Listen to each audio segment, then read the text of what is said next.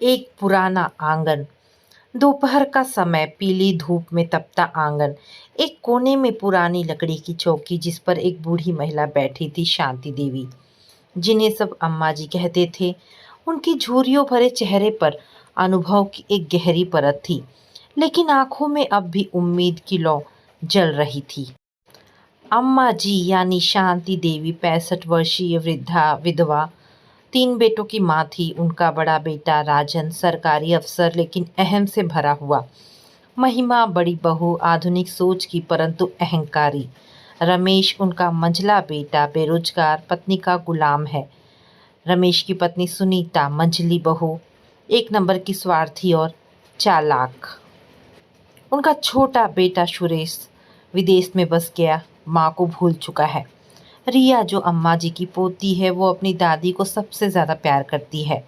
उनकी सफ़ेद साड़ी हल्के से उड़ रही थी, बाल पूरी तरह सफ़ेद हो चुके थे, लेकिन माथे की बिंदी अब भी तेज से चमक रही थी।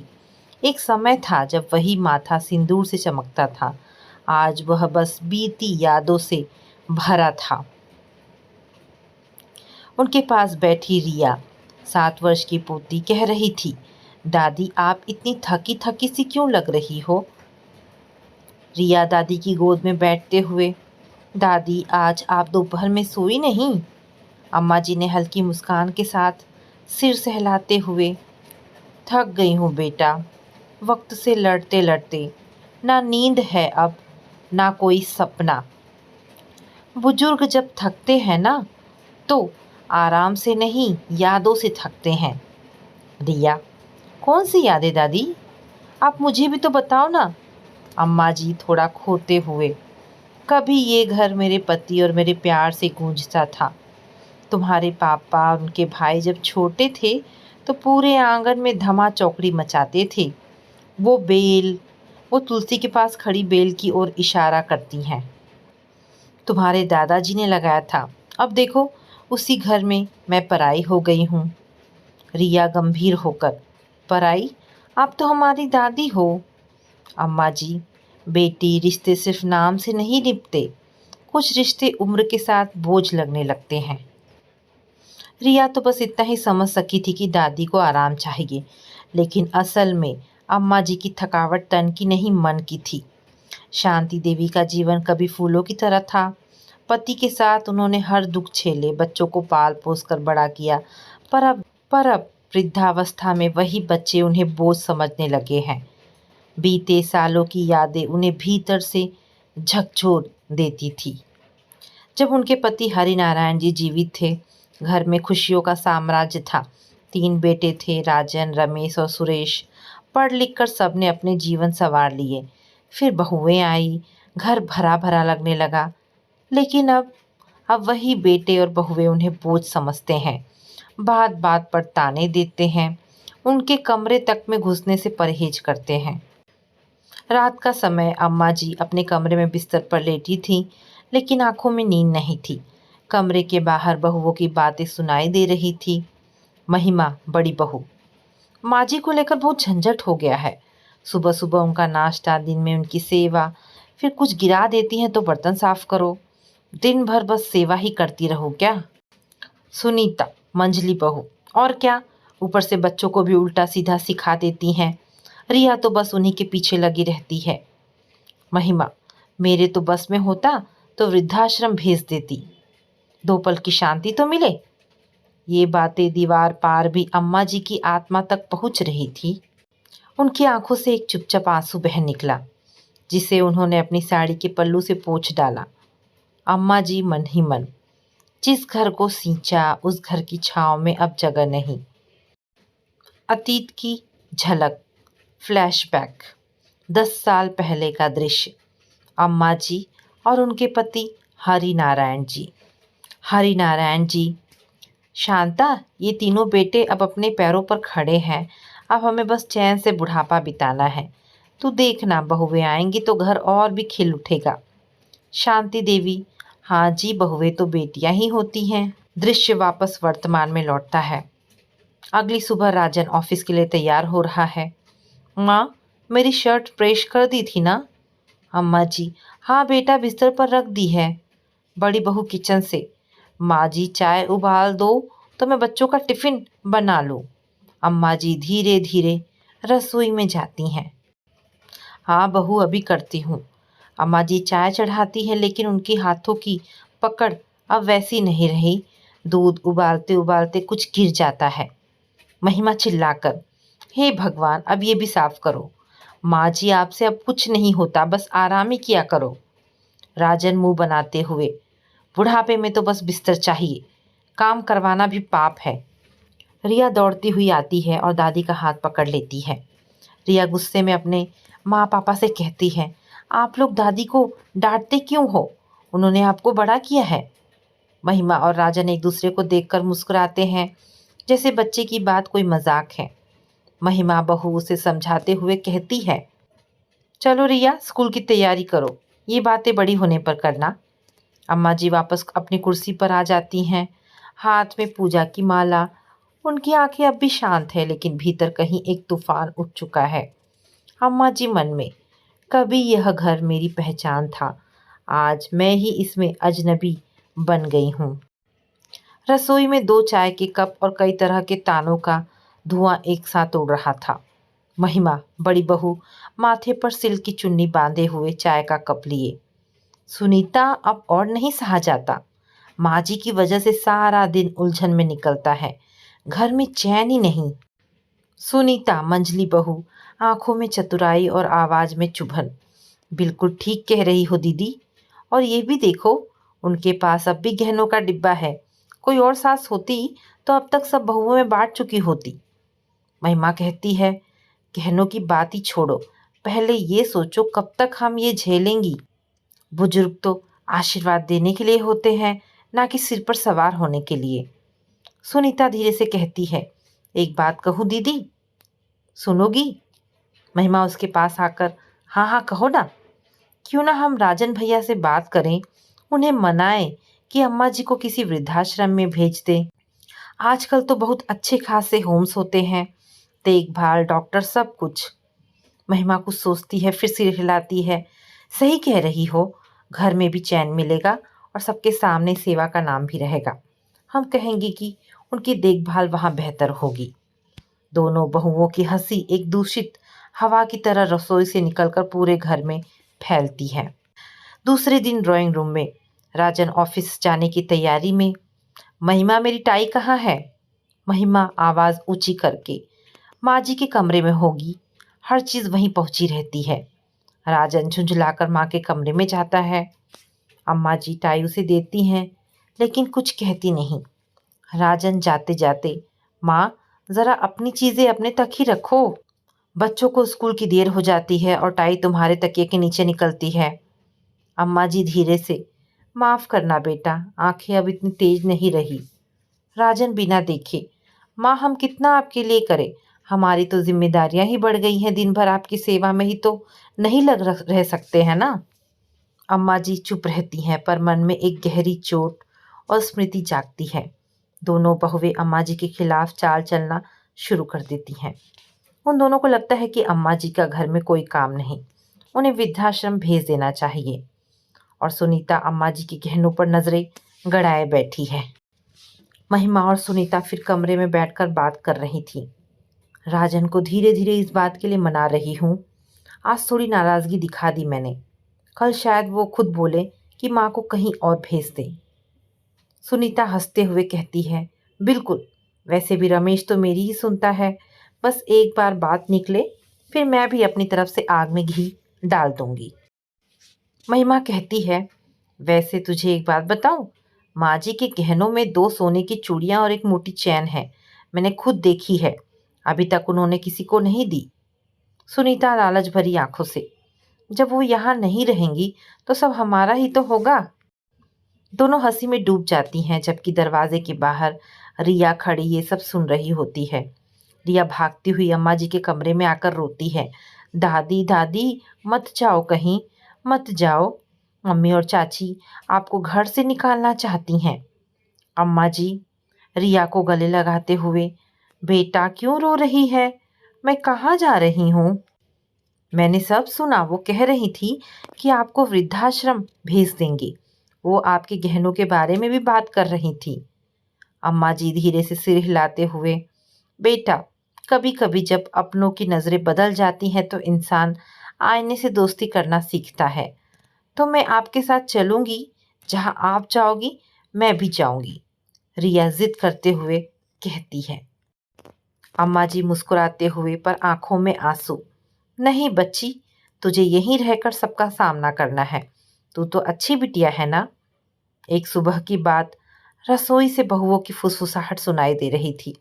बड़ी बहू महिमा सुझाव दे रही थी। मैं तो कहती हूँ अब इन्हें वृद्धाश्रम भेज देना चाहिए। वहाँ पर उनकी अच्छी देखभाल भी हो जाएगी। ना ये कुछ काम की हैं, ना चैन से जीने देती हैं। सुनीता मंझली बहू उसकी हाँ में हाँ मिलाते हुए, और क्या, हर महीने उनकी दवाई का खर्चा अलग। हम लोग के ऊपर पहले से ही कितने खर्च हैं, कितने खर्च उठाएंगे अब। और ये अपने गहने भी तो दबा कर बैठी हैं, किसी को देने का नाम भी नहीं लेती हैं। राजन अंदर से चुपचाप सुन रहा था पर कुछ नहीं बोला। रिया ने ये सब छिपकर सुन लिया और दौड़ती हुई दादी के पास आई। दादी, आप कहीं नहीं जाओगी, मैं किसी को कुछ नहीं करने दूंगी। अम्मा जी ने मुस्कुराकर उसका माथा चूमा। बेटा, जब अपने ही पराए हो जाए तो रोकर क्या फायदा। हल्की ठंडक वाली सुबह, आंगन की तुलसी सूख रही थी। रसोई में सिर्फ एक चूल्हा जल रहा था। चाय चढ़ाई गई थी लेकिन 3 कप ही तैयार हो रहे थे। अम्मा जी धीमे धीमे कमरे से बाहर निकली, सिर थोड़ा झुका हुआ, हाथों में थरथराहट। उन्होंने अपनी दवाई की पुड़िया निकाली और धीरे से पूछा, बहू, 1 कप दूध मिलेगा? दवा खाली पेट नहीं खा सकती। महिमा सिंक साफ करते हुए बिना देखे, अभी दूध खत्म हो गया है माँ जी, बच्चों के नाश्ते के लिए इस्तेमाल हो गया, शाम को मंगा दूंगी। अम्मा जी, पर दवा का समय है। महिमा कटाक्ष करते हुए, अब दवा पानी से भी खा जा सकती है, उसके लिए दूध ज़रूरी नहीं होता। और आपके कहने पर मैं तुरंत दूध तो नहीं ला सकती ना, थोड़ा तो आपको समझना चाहिए। अम्मा जी चुप रह जाती हैं और धीरे धीरे रसोई से लौट जाती हैं। उनकी दवा की पुड़िया बंद रह जाती है। सुनीता और रमेश पुराना स्टोर रूम साफ कर रहे थे। अम्मा जी का पुराना बक्सा वहाँ रखा था, कपड़े, पुराने खत और कुछ जेवर। सुनीता बक्सा खोलते हुए, अरे ये देखो, चांदी की कटोरी और वो पुरानी चेन। रमेश, ये माँ का है, पर तू क्यों टटोल रही है? सुनीता, आपके लिए ही तो कर रही हूँ। माँ से कहिए कि अब ये सब हमें सौंप दे। अब किसके लिए बचा रही हैं ये सब? अम्मा जी अंदर आ जाती हैं और दोनों को देखकर रुक जाती हैं। अम्मा जी धीरे से, ये बक्सा मेरे पति की आखिरी निशानी है बेटा, इसे मत छुओ। सुनीता तेवर बदलते हुए, माँ जी, अब तो आप खुद कहती हैं कि सब कुछ बेटे बहुओं का है, फिर ये अलग से तिजोरी क्यों? अम्मा जी की आवाज़ में गहराई होती है। जो चीज़ें सिर्फ यादों से जुड़ी हों वो तिजोरी नहीं होती, स्मृतियों का हिस्सा होती हैं। एक दिन जब अम्मा जी ने अपने कपड़े बाल्टी में रख दिए तो महिमा ने टोक दिया, माँ जी, आजकल मशीन चलती है, ना कि ये पुरानी बाल्टी वाला ज़माना। और वैसे भी आपका कपड़ा अलग से धोना पड़ता है, अब ये झंझट कौन करे रोज रोज। तो मैं खुद ही धो लूँगी बहू, तुम चिंता ना करो। महिमा कठोर स्वर में कहती है, आपसे होगा क्या? फिर आप गिर जाएंगी और सारा दोष हम पर आ जाएगा। उसी शाम अम्मा जी ने चुपचाप अपने कपड़े धोकर तार पर टांग दिए। लेकिन महिमा ने सबके सामने कह दिया, अब तो माँ जी सबको दिखाने के लिए अपने कपड़े खुद धो रही हैं कि देखो मैं कितनी बेचारी हूँ। मेरे बेटे बहू मेरा ख्याल नहीं रखते। दोनों बहुएं हंस पड़ी। सिर्फ रिया थी जो सिर झुकाकर नीचे चली गई। धीरे धीरे उनकी उपेक्षा की जाने लगी। अब अम्मा जी के साथ व्यवहार और भी खराब होता है। घर में उनका अस्तित्व खत्म किया जाने लगा। अब अम्मा जी की थाली में बासी बचा खाना परोसा जाता। कपड़े धोने बंद हो गए। उन्हें ना समय पर खाना मिलता, ना दवा। उनके पुराने बक्से की चाबी भी ले ली गई। वे रसोई में जाने पर भी बहुओं का ताना सुनती, माँ जी, आप रसोई में क्यों जा रही हैं? आपसे कोई काम ठीक से होता नहीं है, कुछ गिर विर गया तो हमारा काम ही बढ़ जाएगा। अपनी माँ और चाची के व्यवहार को देखकर रिया के मन का आक्रोश बढ़ता जा रहा था। रिया ने जब ये देखा कि दादी को रात में भूखा सोना पड़ा है तो वो अपने हिस्से का दूध लेकर चुपचाप उनके पास चली गई। तू ना लाया कर, तेरी माँ तुझे डांटेगी। रिया ने दादी का हाथ पकड़ते हुए कहा, दादी माँ, मैं आपके लिए ऐसे कितने डांट और मार खाने के लिए तैयार हूँ। दादी, आपने सबके लिए सब कुछ किया, फिर भी सब आपको क्यों तंग करते हैं? अम्मा जी उसे समझाते हुए कहती हैं, क्योंकि बेटा, जहाँ अपेक्षा होती है वहाँ अपमान भी सहना पड़ता है। अब मैं किसी से कुछ नहीं चाहती। रिया गुस्से में, जब मैं बड़ी हो जाऊंगी ना, मैं आपको अपने साथ ले जाऊंगी। आप वहाँ रानी बनकर रहोगी। अम्मा जी, आंखों में आंसू और मुस्कान साथ साथ, तू मेरा गर्व है रिया, पर मैं तुझे अपनी लड़ाई में ढाल नहीं बनाना चाहती। दूसरे दिन सुबह राजन घर पर ही था। अम्मा जी उसे कहती हैं, बेटा, आज मंदिर जाना था, तेरे बाबूजी की पुण्यतिथि है, साथ चलेगा? राजन फाइल देखते हुए कहता है, ओ माँ, मेरी मीटिंग है आज, आप महिमा के साथ चली जाइए। बड़ी बहू भी सीधा जवाब दे देती है, मुझे भी आज स्कूल जाना है, बच्चों की स्कूल मीटिंग में। माँ जी को कोई और ले जाए। रिया झट से कहती है, मैं जाऊँ दादी के साथ? राजन उससे कहता है, तू अभी छोटी बच्ची हो, तुम कैसे लेकर जाओगी उन्हें? और तुम्हें क्या समझ है रास्ते की? अम्मा जी वापस अपने कमरे में लौट आती हैं। रात को अम्मा जी एक पुराने एल्बम को देख रही थी। बाबूजी की तस्वीर, बच्चों के बचपन के पल। उनकी आंखें गीली हो गई, लेकिन चेहरा शांत था। रात को अम्मा जी अकेली अपने बिस्तर पर बैठी थीं, हाथ में भगवान की मूर्ति, आंखों में आंसू और मन में निर्णय। अब ये घर, ये दीवारें मेरा आश्रय नहीं रहा। शायद वक्त आ गया है खुद की खातिर जीने का, और दूसरों की भी। अब आंसू नहीं बहाऊंगी, अब खुद को बदलूंगी। शायद यही समय है अपने लिए खड़े होने का। एक सामान्य सुबह थी, लेकिन अम्मा जी के मन में कुछ असामान्य चल रहा था। रात भर वो सो नहीं सकी। बार बार उन्हें बहुओं की बातें याद आती रही, ताने, उपेक्षा, बेइज्जती। सुबह की पहली किरण जब आंगन में पड़ी, अम्मा जी बालकनी में खड़ी थी। उनका चेहरा आज शांत नहीं, बल्कि निश्चय से भरा हुआ था। घर की बैठक में चाय का समय था। महिमा और सुनीता नाश्ते की तैयारी कर रही थी। दोनों के बीच में अम्मा जी की बातें फिर चल रही थी। महिमा थोड़ा ऊंचे स्वर में, अब तो माँ जी की तबीयत भी गड़बड़ रहने लगी है। कल गिर ही गई थी ना मंदिर के बाहर। और क्या, मैं तो कहती हूँ अब फैसला कर ही लेना चाहिए। वृद्धाश्रम ही ठीक रहेगा। वहाँ उनकी उम्र के लोग होंगे, बात करने वाले होंगे।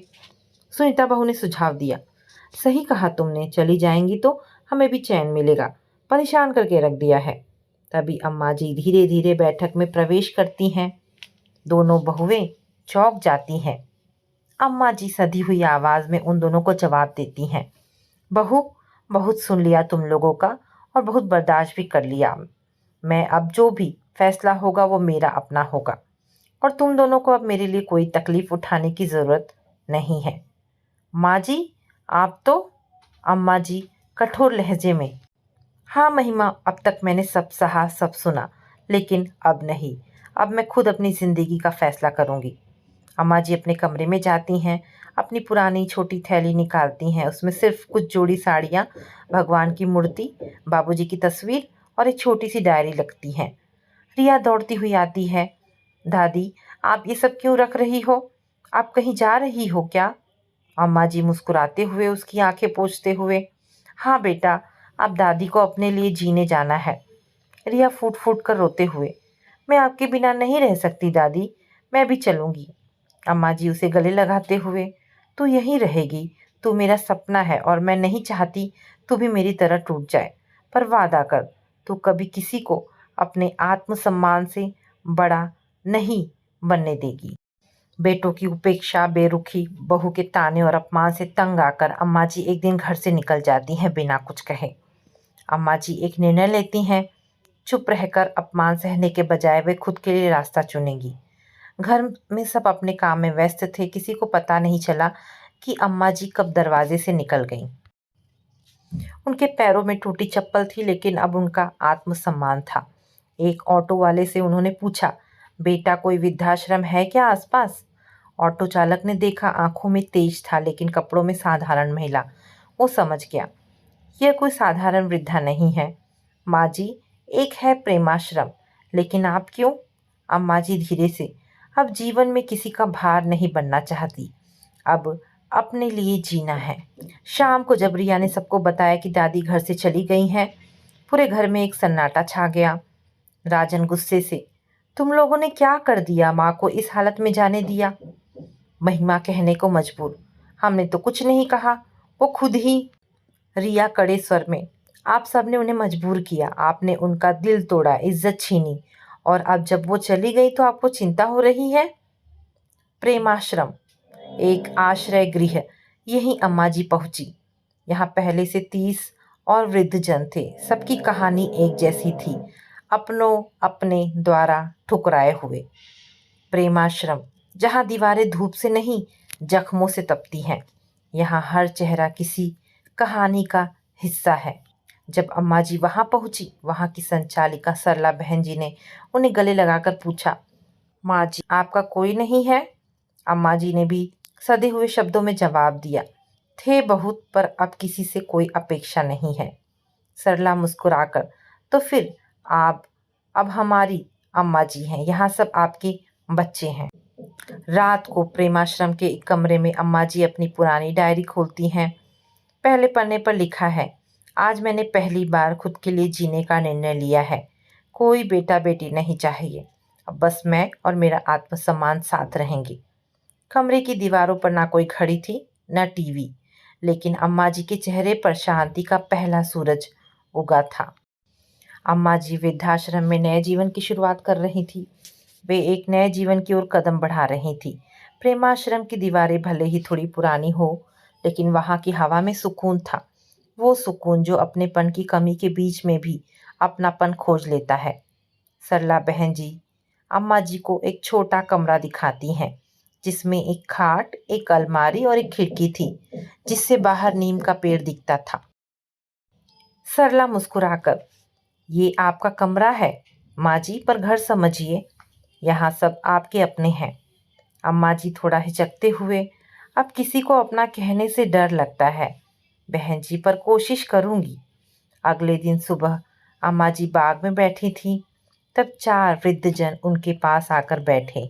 रामलाल जी 80 वर्ष, जिनके बेटे ने जमीन हड़प कर निकाल दिया था। शशि बुआ 70 वर्ष, जिनकी कोई संतान नहीं थी। इकबाल चाचा पूर्व पोस्टमास्टर, जिनका परिवार विदेश चला गया। माया बहन विधवा महिला, जिन्हें समाज ने अशुभ कहकर ठुकरा दिया। शशि बुआ हंसते हुए, नमस्ते बहन, पहली बार आई हो क्या? चेहरे पर तो अभी भी घर की मिठास बाकी है। अम्मा जी हल्की मुस्कान के साथ, शायद वो मिठास अब यहाँ की हवा से भी घुल जाएगी। रामलाल जी, यहाँ सबका अतीत भारी है बहन, पर हम सब ने अब जीना सीख लिया है, आप भी सीख जाओगी। अम्मा जी गंभीर स्वर में, अब जीना नहीं सीखना, कुछ करना है। जो सहा है वो औरों को ना सहना पड़े, यही अब मेरा मकसद है। प्रेमाश्रम में कुछ किताबें धूल खा रही थी। अम्मा जी ने प्रस्ताव दिया कि एक छोटा पुस्तकालय बने, जहाँ वृद्धजन पढ़ सके और बच्चों को भी बुलाया जाए। सरला बहन जी आश्चर्य से, आप खुद ही चलाएंगी? अम्मा जी मुस्कुराते हुए, शुरुआत मुझे ही करनी होगी। अब तक मैंने चुपचाप सहा है, अब वक्त है बोलने और सिखाने का। किताबें एक एक करके व्यवस्थित की गई। किताबों के साथ साथ वहाँ अब संवाद भी होने लगा। अम्मा जी ने वृद्धाश्रम की महिलाओं को इकट्ठा किया। अम्मा जी, हम सब हाथ पैर से लाचार नहीं हैं, हम में हुनर है। कढ़ाई, सिलाई, अचार बनाना, पूजा की बातियाँ, चटनी, पापड़, क्यों ना हम इसे थोड़ा कमाएं? सबने पहले संकोच किया, लेकिन धीरे धीरे तैयार हो गए। धीरे धीरे अम्मा जी ने वहाँ सेवा कार्य शुरू किया। उनके व्यवहार, अनुशासन और करुणा ने सभी को उनका मुरीद बना दिया। उन्होंने वृद्धाश्रम में आत्मनिर्भर बुजुर्ग योजना शुरू की, जिसमें बुढ़ापे में भी हुनरमंद लोग छोटे काम कर सकते थे, जैसे अचार बनाना, कढ़ाई करना, बच्चों को ट्यूशन देना। माया बहन, कभी सोचा भी नहीं था कि इस उम्र में हम कुछ नया कर सकते हैं। अम्मा जी, जब तक सांस है तब तक प्रयास है, और जब तक हिम्मत है तब तक हम बोझ नहीं हैं।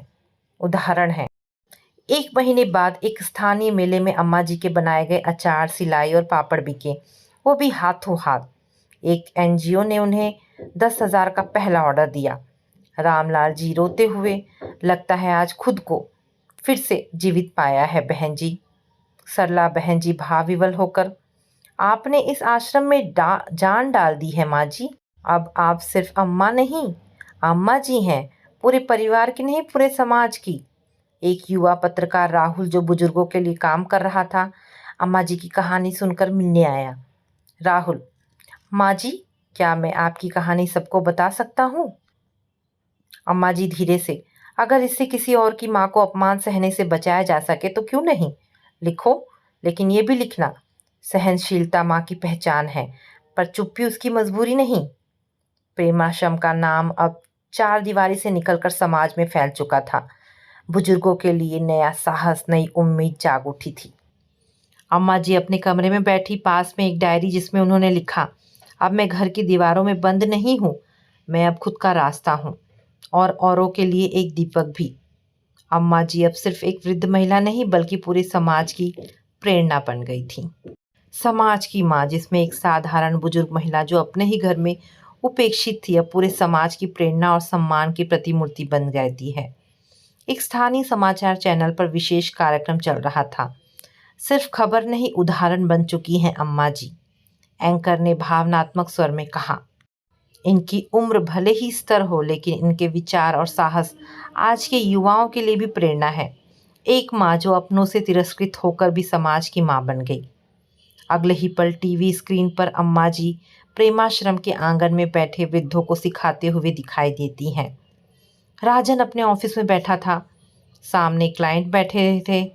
तभी एक सहकर्मी बोला, राजन भाई, ये टीवी देखिए, आपकी माँ है ना, कमाल कर दिया उन्होंने। राजन ने सिर उठाया और जैसे ठगा सा रह गया। टीवी पर अम्मा जी आत्मनिर्भर वृद्धों की मसीहा चल रहा था। क्लाइंट, आपने बताया नहीं कि आप इतनी बड़ी शख्सियत के बेटे हैं, गर्व की बात है। क्या आप उस अम्मा जी के बेटे हैं जो आजकल सबकी प्रेरणा बन गई हैं? राजन शर्म से पानी पानी हो गया। उसी दिन उसने अपनी पत्नी को डांटा, हमने क्या किया? जिस माँ ने हमें बनाया उसे ही निकाल दिया। राजन के हाथ कांपने लगे, आंखें शर्म से झुक गई। वो कुछ नहीं बोल पाया क्योंकि उसे याद आ गया, माँ उन्हीं लोगों के कारण घर से जाने को मजबूर हुई थी। जिला प्रशासन ने अम्मा जी को नारी शक्ति सम्मान से नवाजा। डीएम मंच से, हम सम्मानित हैं कि हमारे क्षेत्र की एक बुजुर्ग महिला ने न केवल खुद को खड़ा किया बल्कि सैकड़ों को आत्मनिर्भर बनाया। आप आज सिर्फ अम्मा नहीं, समाज की माँ हैं। तालियों की गड़गड़ाहट में अम्मा जी मंच पर खड़ी थीं। सादी सफ़ेद साड़ी, हल्की मुस्कान, लेकिन चेहरे पर एक अलग सा तेज। अम्मा जी माइक पर, मैं कोई महान नहीं हूँ, बस मैंने सहने के बजाय जीने का रास्ता चुना। और ये बात हर बुजुर्ग को समझनी चाहिए। सम्मान किसी के दया नहीं, खुद की समझ से पाया जाता है। यूट्यूब, इंस्टाग्राम और फेसबुक पर अम्मा जी ट्रेंड करने लगा। लोग अब उन्हें अम्मा जी कहकर संबोधित करते थे, जैसे वे किसी एक घर की नहीं, पूरे समाज की माँ बन गई हो।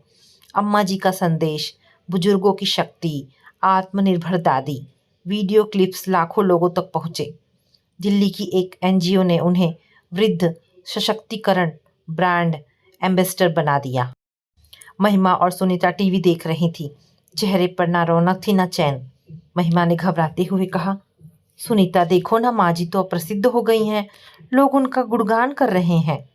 सुनीता घबरा कर, तो क्या अब तो वो लौटेंगी नहीं, और अगर लौट गई तो? राजन धीरे से, अब वो लौटे भी तो क्या हम उन्हें मुंह दिखा सकते हैं? राजन भी पछतावे के स्वर में कहता है, हमारे बर्ताव की वजह से ही तो वो घर छोड़कर चली गई, और हमने एक बार भी उन्हें बुलाया नहीं, ना ही रोक के। कितने बुरे हैं हम सब। रिया बड़ी हो गई थी। स्कूल में अम्मा जी की कहानी पढ़ाई जा रही थी। जब उसने ये घर में बताया तो उसकी माँ ने बात टालनी चाहिए। रिया की माँ से बहस हो जाती है। रिया आंखों में आंसू लिए, आप सब ने उन्हें क्यों रोका नहीं माँ? आप बहू थी, पर बेटी क्यों नहीं बनी? महिमा गंभीर होकर, शायद हम सब ने रिश्तों का मतलब ही खो दिया था, और वो माँ बनकर भी सबका दायित्व निभा गई। प्रेमाश्रम में अब हर उम्र के लोग आने लगे थे, कुछ मार्गदर्शन लेने, कुछ सेवा करने और कुछ सिर्फ उन्हें देखने। एक दिन एक बेटी आई और बोली, अम्मा जी, मुझे भी बड़ी होकर आपकी तरह बनना है। अम्मा जी मुस्कुराकर, बेटा मेरी तरह नहीं, खुद की तरह बनो। बस जो सही हो उस पर अडिग रहना सीखो। उस रात अम्मा जी अकेली बैठी थी। पास में पुरस्कार, सम्मान और एक पुराना बक्सा जिसमें पति की तस्वीर थी। अम्मा जी धीरे से तस्वीर को देखते हुए, हमने जो सपना देखा था उसे अपनों ने तोड़ दिया, पर मैंने उसे समाज के सहारे फिर जोड़ लिया। उनकी डायरी के अगले पन्ने पर लिखा था, मैं अब किसी घर की बुजुर्ग नहीं, मैं हर रिश्ते में चेतावनी और प्रेरणा बन चुकी हूँ। मैं माँ हूँ जो सिर्फ जनती नहीं जगाती भी है। एक स्थानीय रिपोर्टर ने अम्मा जी पर वीडियो बनाया, एक माँ जो सबकी अम्मा जी बन गई। वीडियो वायरल हो गया, उन्हें कई सम्मान मिले, एनजीओ और संस्थाएं जुड़ गई। अम्मा जी अब सिर्फ अपने बच्चों की माँ नहीं, पूरे शहर की अम्मा जी बन जाती हैं। टीवी चैनलों, सोशल मीडिया पर उनके सेवा कार्य की चर्चा होती है। बड़ी टीवी स्क्रीन पर फिर से अम्मा जी का इंटरव्यू चल रहा था। मैंने अपनों को कभी बुरा नहीं कहा, बस उन्हें छोड़ दिया। और जब आप किसी को छोड़ देते हैं तब उन्हें एहसास होता है कि आपने क्या खोया है। राजन रिमोट नीचे फेंक देता है। महिमा चुपचाप खड़ी रहती है और रमेश व सुनीता एक दूसरे की ओर देख रहे होते हैं। राजन गंभीर स्वर में, हमने माँ को इस उम्र में अकेला छोड़ दिया। अब वो पूरे समाज की माँ बन गई हैं, लेकिन अब हम कहीं मुंह दिखाने लायक नहीं रहे। सुनीता, कभी सोचा नहीं था कि एक दिन शर्म से आंखें चुरानी पड़ेगी, अपने ही माँ जी से। पूरे समाज में अब उनके बेटे बहू की थू थू होने लगी। लोग उनको देखकर आपस में बातें करते। ऑफिस में भी राजन की बहुत बेइज्जती हो रही थी।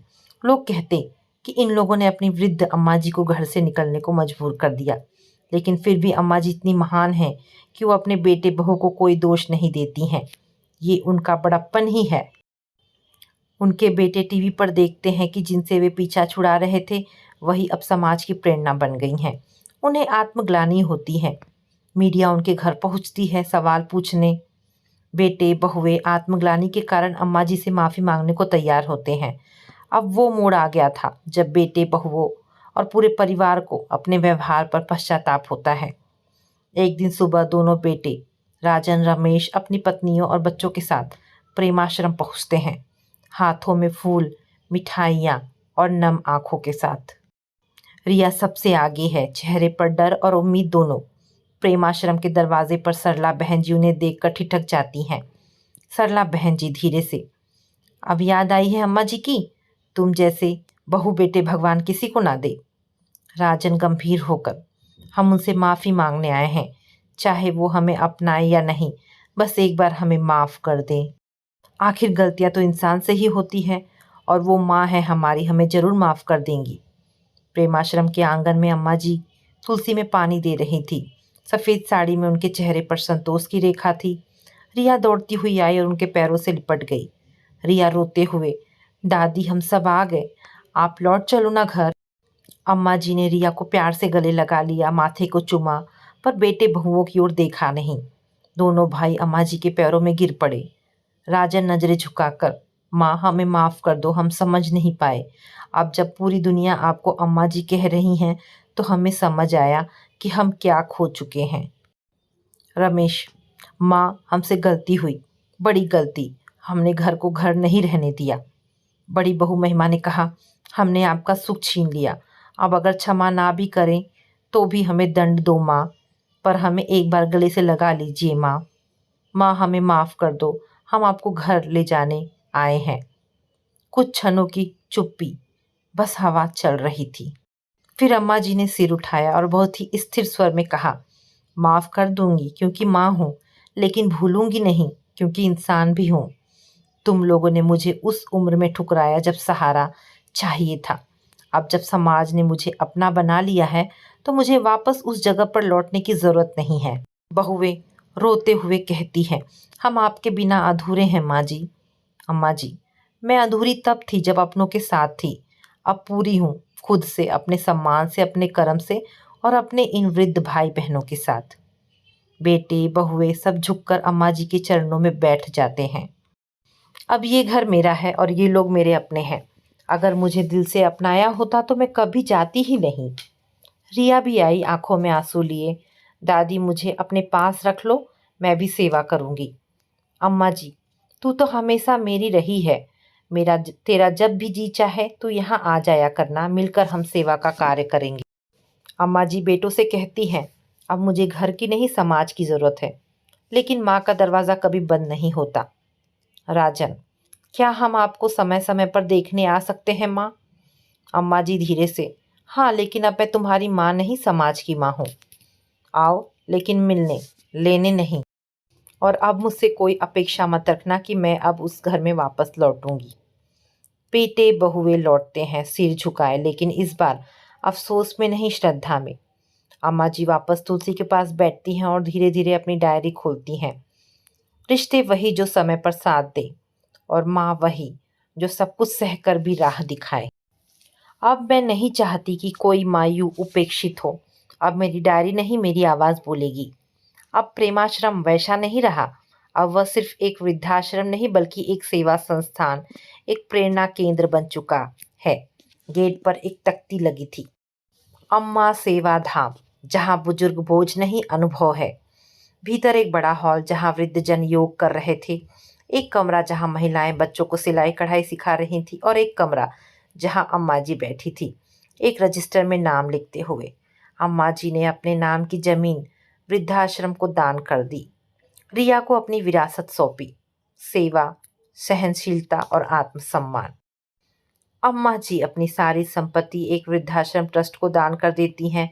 रिया को अपना उत्तराधिकारी बनाती हैं, जो उसी सेवा भाव को आगे बढ़ाती है।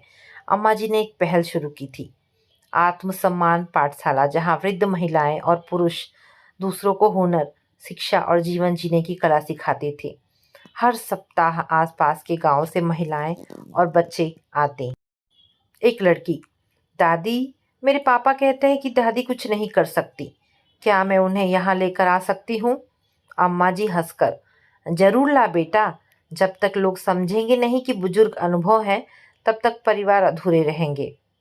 हर महीने शहर के कॉलेज से छात्र छात्राएं आते और एक दिन अम्मा सेवा धाम में बिताते।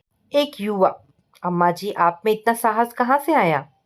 अम्मा जी, जब रिश्ते टूटते हैं ना, तब इंसान दो रास्ते चुनता है, या तो बिखर जाए या खुद को जोड़कर दूसरों के लिए रास्ता बनाए।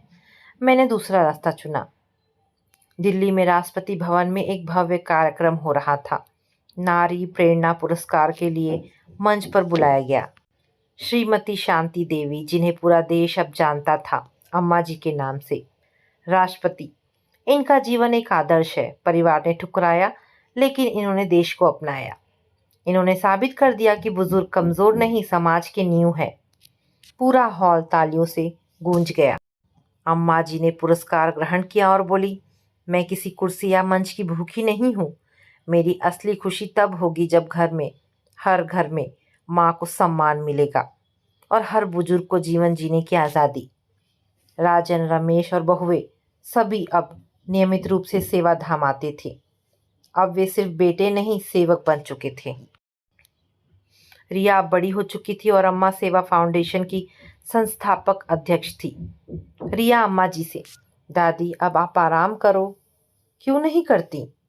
अम्मा जी मुस्कुराकर, जब तक किसी को उसकी इज्जत दिलानी बाकी है, तब तक माँ आराम नहीं करती बेटा। कुछ सालों बाद अम्मा जी इस संसार को छोड़कर चली गई, लेकिन प्रेमाश्रम अब अम्मा जी सेवा केंद्र बन चुका था। अम्मा जी की मृत्यु के बाद उनका नाम समाज की हर गली में लिया जाता है।